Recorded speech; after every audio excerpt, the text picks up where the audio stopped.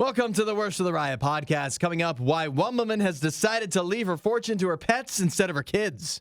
Also, what people pretend to know, but don't actually know. And more on the Worst of the Riot podcast. It's a Valentine's Day tradition. Pet shelters, zoos, other places offer you unique ways to get some lighthearted revenge on your ex, somebody you hate, somebody who broke your heart. This one is the most dastardly of all. A New Jersey animal shelter is offering to name a cat after your ex and then neuter it. They say because some things just shouldn't breed, they're going to fix your ex. $50. A $50, it requires money? You got to donate. Mm-hmm. I like it. Nothing like paying money to get back at your ex. Yeah. Your hard-earned dollars. I like this one. Not as, I would never pay for someone to neuter a cat after my ex's name, but I would like a cat to be named after me. Okay. Because then I could buy the cat. Uh-huh. It'd be so cute to have this little me running around. But you don't think that'd be confusing to people? But my cat's also named after me? Yeah. Well, my cat got named after me. But what if I would need to own that cat? you have company over and your girlfriend's like, Isaiah, and the company doesn't know. Is she yelling at you or the cat? Well, we would have a little cute name for Oh, okay. Izzy. the little guy. We Probably call him Izzy. Yeah, that's a good We could cat. call That him would be a Zeke. good name for a cat. Izzy. Uh-huh. Little Weasel. Zay. Many of, it's not Zay. Not Zay. Not Uh, even for a cat. Little Weasel, many of the names that I've gone over Uh-huh. in my life. But I would say, good idea. I would take the cat. The cat's got to be, that should be a part of the deal. Well, then you can't make someone take the cat. That would be revenge on your ex. Drop a puppy off at their Making doorstep. them have a cat. Yeah. But Drop a baby in front of their door. See if they'll take it. These are feral cats. It's part of, like, I guess the idea is these cats probably going to get neutered anyways one day or another because they're feral. It's part of their trap, neuter, return program. And so they're just asking for donations. And then the fun part is you get to name the cat after your ex before it's released, neutered, and then released back out of the world. But imagine this, Isaiah. Imagine you run in to your ex at Chipotle and you're in line, and then she's like, saw you named a cat after me that then got fixed. Like, how are you gonna explain yourself? Who looks foolish there? And like, what is she gonna like post it on Facebook and be like, just donated to this animal shelter? Yeah. Named my ex, the cat after my ex. They got neutered. You proud of that? Boom. You gotta look in the mirror if this is now again, the cats, we can't have feral cats reproducing, running around. No, it's no good. But So when you say it's a feral cat, yeah. does that mean that after it gets neutered, it's being released out into the wild? That's what they say. Trap, neuter, return is their program. Got it. Yeah. So the cats can keep living their lives, I suppose, just not reproducing at all. Well, I would say yet again, every time we do one of these, it's the same answer. It's a waste of money. Yeah, don't. Or a waste of time. Or you look silly. You look silly. But I will take the cat if somebody names it after me. You won't hear a show like this anywhere else. And that's probably for the best. The Worst of the Riot. Radio U. Talking about whether you should or shouldn't use ChatGPT or other artificial intelligence to help you write your resume. Got some good input here at 8772 Radio U. Chris said, I'd say there's a big difference between having ChatGPT write a resume versus the cover letter. There's definitely a big difference. It doesn't say which is better or worse. Isaiah, which would you rather have ChatGPT write for you? Definitely the resume. The resume. You didn't sound very sure. The resume. Yeah. The cover letter, you got to put a little personal touch on there. But the resume, You don't need a personal touch. I do. I feel like having ChatGPT write a cover letter for you would be very impersonal. And ChatGPT, in my experience with it, has a tendency to not have any. It does not understand humor at all. Is one of the things where AI is severely lacking. And so. And you had humor in your cover letter? I'd have to punch it up a little bit. Yeah. I would have to I've never been a jokester in my cover letters. Oh no, well, in radio, you gotta show that you're an entertainer. And in your letter. Really? Yes. I've never done that. How do you think I got here? Jeez, I've heard some of the jokes you tell on here. I can't imagine what they're like written down on a cover letter. But that said, one of my top things that I hate is writing a cover letter. I never felt confident in it. So I think I wouldn't mind having ChatGPT's assistance. I'll say that. Maybe lay something out for you. Yeah, let's see what it can do. Then Zach got in. Zach said, I recently attended a talk on ChatGPT regarding finance, and I've been using it to draft all my work emails ever since. Like that. He also says, if I'm hiring, effectively using ChatGPT is actually a big plus. That's a good point going forward, especially depending on the field you're in. If you write your resume and then at the end of the interview, you're like, by the way, I had ChatGPT do that, they might actually be impressed. Because they'd be like, wow, you really know your way around this thing. We could use somebody with that kind of know-how going forward into the future. And then you put ChatGPT as one of the skills on the resume. Yes, so then you when do. they ask you, oh, so like, what's this whole ChatGPT? You put this down as one of your skills. Mm-hmm. How are you effectively using it? And then you can say, oh, well, I use it to create this resume that you were impressed by, oddly enough.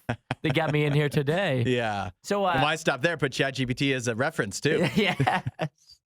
For your resume, what was something? Did you have anything on there that you were like, this is what makes me stand out? Did you have like a little thing you did that makes me stand out? Yeah, like on your resume, did you have like a thing that you were like, this is my thing on your resume? There wasn't a ChatGPT thing. Like, did you like a little personal touch? And put my name in green. Really? Yeah. Grabs color? attention. Was your whole page like a white page, black font, and then a green name? Yes, that's exactly right. Mine had a picture of me on it. It did? Yeah, a headshot? A headshot. Not you like playing lacrosse or something. No, it was a headshot of me sitting at like a news desk smiling. And I thought that was my way in. Well, that adds a personal touch. It puts a face to the name. Yeah, that's actually smart. If I ever leave here, I'll have to remember that. Put your face on. I don't know.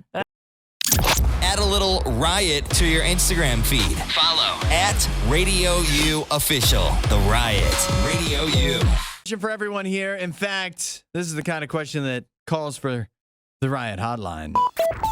877-2-RADIO-U. And the question is, what do people pretend or think they know the most about when the truth is they actually know very little? The reason I bring this up, the method behind the madness, is the Super Bowl is coming up. Everybody's going to be talking about football. Isaiah and I love talking football. But how much do we really know? The gap between the way so many people, the average person talks about football, the average football fan talks about football, and what people who actually know about football, who have actually played at any reasonably high level, I mean, it's night and day, right? There's so much we don't know. What are other areas of life that the average person thinks they know a decent amount about that actually doesn't? 877-2-RADIO-U. There's many answers here. Mm-hmm. It's almost an endless. It's pretty much everything in your day-to-day life that people think they know more about. I'll give you the first example. Parenting. All of a sudden, you just have a baby and you're an expert? Yeah. You expect me to believe that you, on your first try a couple months in, you just know. You know everything. Mm-hmm. You don't. You know what you're supposed to be doing as a parent? A year into having a baby, you have no idea what the heck you're doing. Nobody knows. You think about this, too, with kids constantly changing. What you've figured out, I guess, until you have a second kid, doesn't actually, that's backwards. You only know about the past with your child. You think about it. And then every child is different. Philip, He like beat me to the punch. He texted in sports, I think, before I even said anything about football.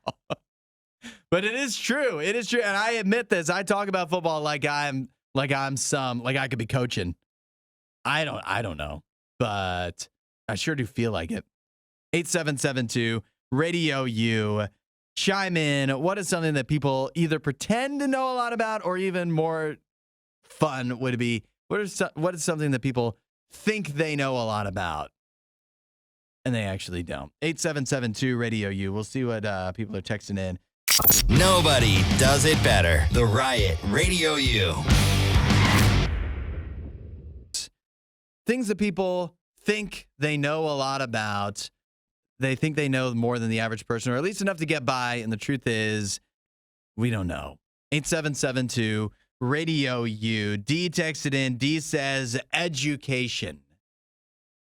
Simply education. I don't think I know a lot about education. I'll just admit it.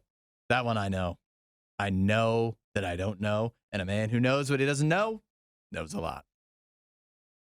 Also, Regina says, politics. This was another one. This came up when I was initially talking about this with somebody. Football and politics were the top two, because people, like, you watch a little bit of news, or you listen to one podcast, or you see a few things on TikTok, and you're like, okay, I'm an expert on this political thing now. That bill, oh, bad. I know. I saw one headline about it. People don't actually know that much about politics. There's so much that goes into it that none of us know about, and probably, I mean, we'd be wasting our time. I feel like if we did dig into it more. Isaiah, what have you got? Oh, I've got a flurry. Okay. The one that I really like is pets, specifically dogs. Like, people own a golden retriever. Yeah. And because their golden retriever that's well-behaved, they're all well-behaved. Because their golden retriever or lab that's well-behaved, you just think you're the dog expert. And you can just give dog advice. And you know the ins and outs of having a dog. Because you've had dogs. And you've just got it down. You don't know. Yeah. You just don't know. Mm-hmm. But your dog's really good. Your dog is great. Wait till you get a bad dog. Then that'll show you how much you really know. Babysit Jim for a night. I have a bad dog, and I know that I don't know anything. I know I don't know, because he's still bad. Another one that I had, nutrition. People think they know. But if you really knew, you wouldn't be feeding your kid cereal every morning. You wouldn't be feeding your kid half the cereal has things. so many vitamins and minerals. Oh, does it? Yeah, that's what they say in the commercials. I read the side of the box. The Fruity Pebbles, I know. It's part of a balanced breakfast. Exactly. It's got 100% of my zinc for the day. So there's many things that you would need if you really knew about nutrition. And I'm not saying that I know anything about nutrition, but I'll be one of the many that says I don't know. That people think they know. Yeah. What about, this is another one that got me. This is actually what prompted this whole thing, this whole thought process, and that is technology, specifically like your phone or computer. A lot of people think like that they're a little bit of a, you're not a tech whiz. Like you couldn't work for Apple, but like, you know how to make your phone do all these different things. And the reason I know that's not true, and this is what prompted this whole thing for me, is there's a commercial now. I can't remember which phone it's for, but it's where it shows like two people and they like circle something on their phone and then search for that picture that they circled with like an image search, and it brings up other stuff. That's a terrible explanation. But they made that commercial for this brand new phone. They're like, look at this new thing it can do, knowing that it would impress people. But most phones can do that. Most phones, any smartphone can get Google Lens on it. The only difference is it's drawing a picture. But that commercial is impressive to people because they're like, whoa, that phone can do that. We actually don't know that much. There's so many things any of our phones can do, any of our computers can do. So many things that could go wrong that we would never know how to fix. We're not that smart with technology. But you can always be the expert for your grandmother. You definitely can. It's just because you know more than her doesn't mean you know a lot. Doesn't mean you're an expert. Yeah. Another one that I had, farming. Oh, you just plant the crop and they grow. Yeah. If I want 100 pieces of corn, I'll just plant 100 corn stalks. And I don't know the first thing about farming, but I know that there's like a million things that goes into it. Irrigation, crop rotation, seed stock, all the different things that my father probably could tell me about that I don't know. Crop rotations. You got to have it. Or do you? We don't know. We don't know. Exactly. And so I gave you a list of things that we don't even know. Nutrition, dogs, parenting. I'm the last person to ask. Farming. But That's it's okay interesting not to because I know. feel like nobody knows more about parenting than people that have never had kids. They're like, why don't you just make them behave? Can somebody shut that baby up in the back of the plane, please? Stop making him cry. He's hungry. He's obviously hungry. Just feed him. I mean, you burped him. Perfect. You gotta burp him. Aaron had a good one. Aaron said psychology. Everyone wants to diagnose themselves and you. It's true. Yeah. Yeah, that's a good one. People love throwing around. I have this. Has anybody actually told you have that? Like a doctor, or are you just saying that because you read it on Google? 8772 Radio U. Things that people pretend to know, think they know, they actually don't. Let us know if you've got any more to add to the list. This is Radio U's Worst of the Riot. Police in Wichita are on the lookout for a few thieves. Their crime, stealing a statue of Jackie Robinson. Come on. Jackie Robinson, you're going to take his statue.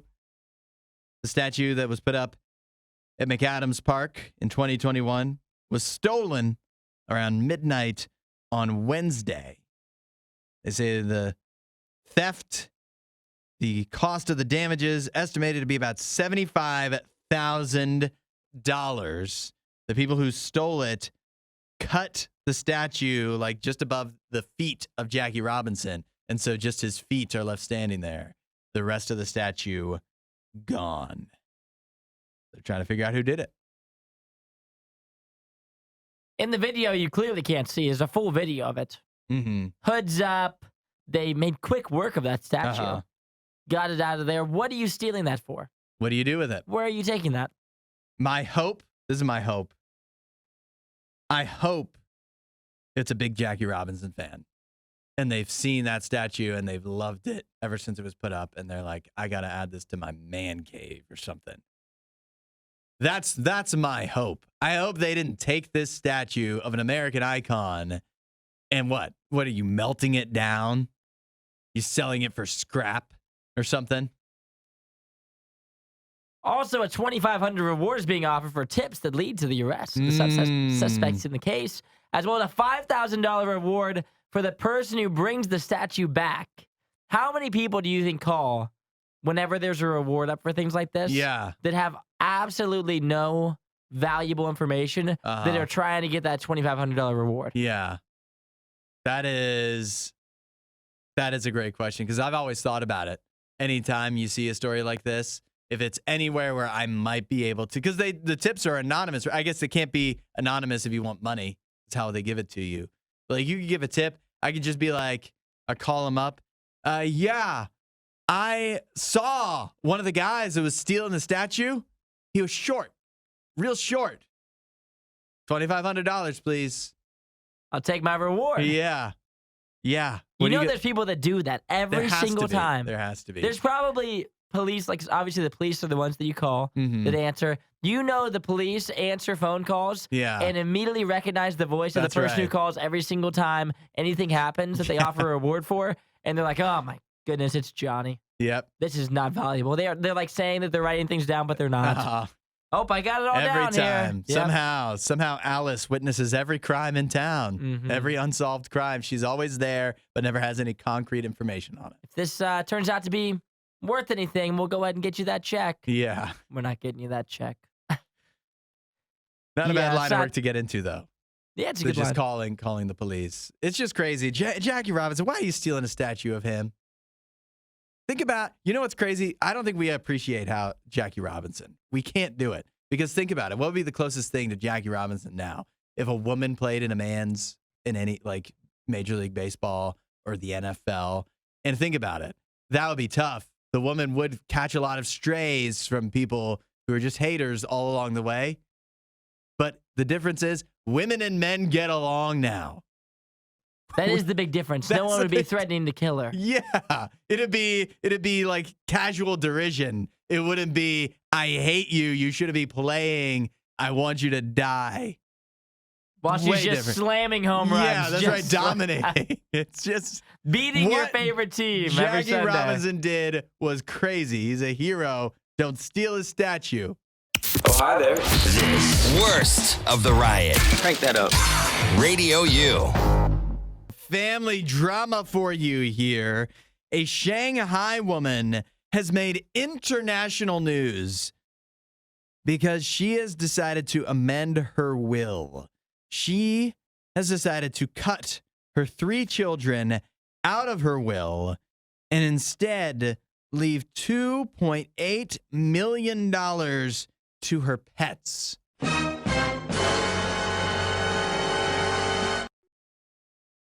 She says, according to her, that the pets have been her only comfort in her old age and her sickness that she's dealt with. And so she's leaving her fortune to her cats and dogs instead of to her 3 children who have, it seems like, largely ignored her. They have not visited her or cared for her, seldom even contact her, according to this report from the South China Morning Post. That's a tough break there for the kiddos. Yeah. What were y'all thinking? Well, imagine hearing about this in the news and you're one of those kids. How do you go forward from here? Oh, it's over now. Yeah, you can't get in touch with her. You can't be like, "Hey, Ma." Just thinking how have you been? Yeah. We haven't talked in a while, I don't think. I've been real busy. I was thinking of swinging by this weekend. See what you're doing. Available. It's been a little while.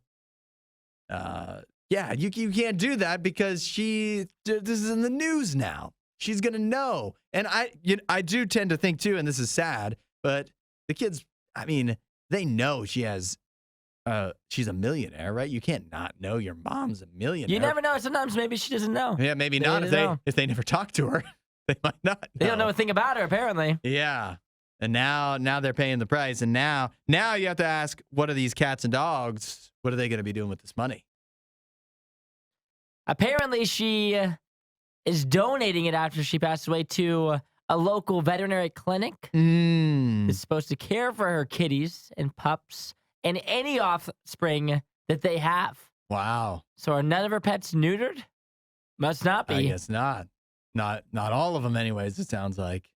So now we know who's going to be the popular cats and dogs around the clinic. Oh, yeah. Buddy. Yeah, I'm thinking so. Yeah, I would say for these kiddos, sorry about your luck, but you weren't a very, very good child. Yeah. What can we say? Sheesh. Tough. Yeah, and you had to think for her as well, when she was signing this over, thinking about how disappointed she had to be. It's not like she didn't want. She was already planning on giving her kids the money. They had been in her will. She just recently changed it. Because she finally got fed up. They were not giving her any love. That had to be a disappointing signing over when she finally decided that my kids aren't coming to visit me, even though I'm sick. Who else am I going to give this money to? Something that's actually been caring for me.